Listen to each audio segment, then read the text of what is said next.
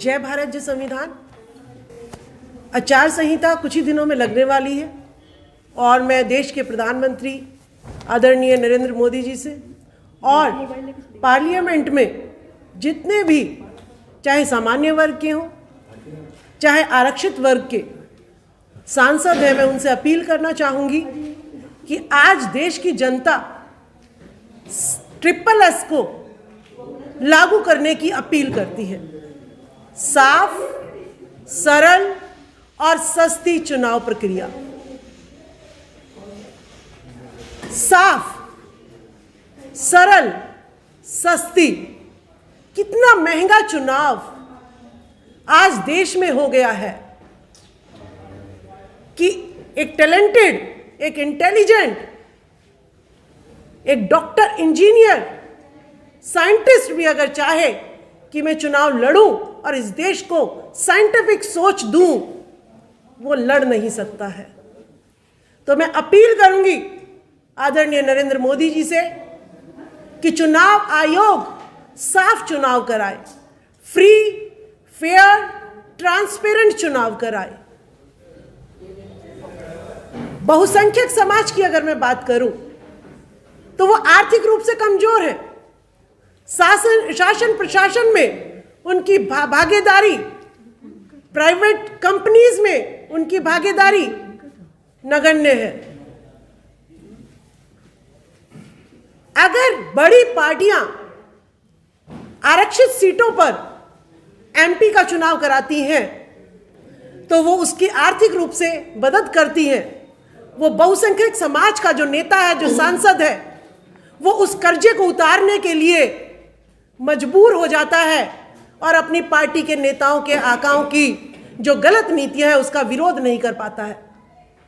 जैसा कि देखने में आया कि जब EWS 1 से 2% जो सामान्य वर्ग के EWS के लोग हैं उनका 10% रिजर्वेशन का बिल संसद में पारित होता है और बहुसंख्यक समाज के जो सांसद हैं उसको अपोज नहीं करते हैं। वो कहते हैं कि हाँ, कि ये उनकी आर्थिक स्थिति को सुधारने का जो बिल है, हम उसका जो है तहे दिल से जो है हम उसको कबूल करते हैं, उसको अपनाते हैं। लेकिन यही बहुसंख्यक समाज के सांसद जब बहुसंख्यकों की हिस्सेदारी की बात आती है तब वो बोल नहीं पाते हैं। तब वो अपने आप को कहीं महसूस करते हैं कि हम उस कर्जे के, चुनाव का जो कर्जा है उसके नीचे तले हुए, दबे हुए हैं। अगर हमने अपने हितों की बात कही, अपने समाज के लोगों की बात कही तो वो कर्जा जो है मुझे जो है सताएगा, मुझे पार्टी से निष्कासित कर दिया जाएगा, मुझ पे ED CBI का जो है दबदबा रहेगा, जिस वजह से बहुसंख्यक समाज के जो नेता हैं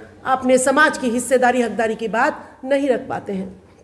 मैं अपील करूंगी कि आप 60% SEBC, socially economically backward class, इसका जो रिजर्वेशन है, जो इसकी हिस्सेदारी है, जो इसका प्रतिनिधित्व है पार्लियामेंट में, वो 60% होना चाहिए। लेकिन है कितना उसका परसेंटेज? उसका परसेंटेज जो है 15 से 20% ही है। लेकिन अगर मैं बात करूं सामान्य कैटेगरी की तो उसका जो प्रतिनिधित्व है वो संसद में 60 से 70% है। तो ये जो लोकतंत्र में जो ये भेदभाव हो रहा है, ये लोकतंत्र की डेफिनेशन को जो है लज्जित करता है, उसका अपमान करता है। तो मैं आदरणीय मोदी जी से कहूंगी कि इस 75 सालों की आजादी के बाद भी अगर आप इंडिपेंडेंट कैंडिडेट्स को चुनाव लड़ने के लिए जो है वो लड़ने की इच्छा रखता है, जैसे बबीता जी ने बताया, लेकिन वो स्टार प्रचारकों के खर्चे नहीं जो है अफोर्ड कर सकता। वो पार्टियों में बड़ी बड़ी गाड़ियां चुनाव प्रचार के लिए नहीं घुमा सकता है। वो वोटों को खरीदने के लिए शराब या साड़ी या राशन वो नहीं बांट सकता है। तो कैसे एक सच्चा, एक ईमानदार और एक मिशन का आदमी जो सेवा करना चाहता है वो पार्लियामेंट पहुंच सकता है? वो पार्लियामेंट बिल्कुल नहीं पहुंच सकता जब तक इतना महंगा चुनाव जो है देश में होता रहेगा। मैं बात करूंगी अभी राजस्थान में जो एक शिक्षिका थी हेमलता बैरवा। देखिए, एससी समाज से हेमलता बैरवा आती है और वो सही डिमांड उठाती है, लेकिन उसी के समाज के जो शिक्षा मंत्री हैं वो उनको सस्पेंड कर देते हैं। कितने दबाव में, पार्टी के प्रेशर में है वो कहते हैं कि उस शिक्षिका ने गलत काम किया है और उसको निष्कासित किया जाता है। तो ये पूरा उदाहरण, रिसेंट का उदाहरण, ये ताजा उदाहरण संसद में उठना चाहिए कि बहुसंख्यक समाज के सांसद कितने मजबूर हैं। क्यों मजबूर हैं वो? क्योंकि वो इसलिए मजबूर हैं क्योंकि बड़ी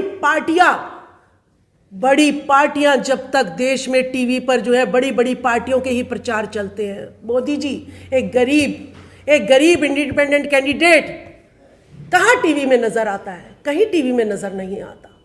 जब तक टीवी में जो हर घर में इडियट बॉक्स टंगा हुआ है, टेलीविजन टंगा हुआ है, वो दो ही नाम रटे जा रहा है, वो प्रचार के पैसे वो हमारे पास नहीं है। तो हम कैसे संसद में पहुंचेंगी? हम महिलाएं आर्थिक रूप से कमजोर हैं, हम कैसे संसद में पहुंचेंगी? तो मैं अपील करूंगी, कम शब्दों में अपील करूंगी कि बहुसंख्यक समाज से कि 2024 में महिलाएं आप लोगों की तरफ देख रही हैं, जो टैलेंटेड हर कैटेगरी के जो युवा हैं, मेल कैंडिडेट्स हैं, ये भी मोदी जी आपकी तरफ देख रहे हैं कि चुनाव की प्रक्रिया को आप सरल बना दीजिएगा, साफ बना दीजिएगा और जो है सस्ता बना दीजिएगा।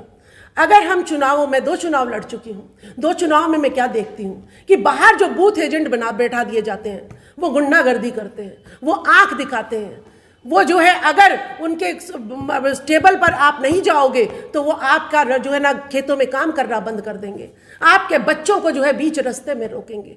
तो क्यों बाहर जो है बूथ एजेंट जो है बैठते हैं? तो इस तरीके के जो गुंडागर्दी है ये जब तक चलेगी इस देश में, तब तक यहाँ पर बृजभूषण शरण जैसे सांसद जो हैं आते रहेंगे और महिलाओं की इज्जत यूं ही रुस्वा होती चली जाएगी। तो मेरी अपील है कि चुनाव प्रक्रिया में 2024 से पहले सुधार हो जाना चाहिए, नहीं तो ये देश लोकतांत्रिक देश नहीं रहेगा। बहुत बहुत धन्यवाद।